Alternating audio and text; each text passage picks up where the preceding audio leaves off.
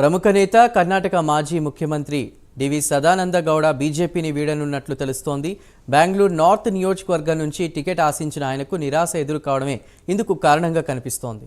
అలాగే ఆయన కాంగ్రెస్లో చేరొచ్చని వార్తలు వినిపిస్తున్నాయి. దీనిపై కేంద్ర మాజీ మంత్రి స్పందించారు.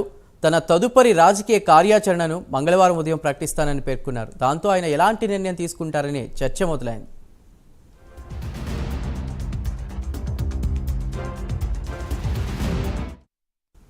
కాగా సోమవారం సదానంద గౌడ పుట్టినరోజు. దాంతో ఆయన మద్దతుదారులు భారీ కార్యక్రమాన్ని నిర్వహించారు.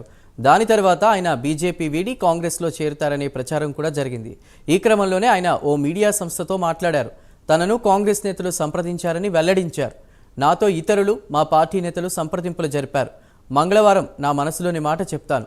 కొన్ని చర్యలతో నేను ఎంతో బాధకు గురయ్యానని గౌడ అన్నారు. హస్తం పార్టీ ఆయనకు బెంగళూరు నార్త్తో పాటు మైసూర్, కొడుగు స్థానాన్ని ఆఫర్ చేసినట్లు విశ్వసనీయ వర్గాల ద్వారా తెలిసింది.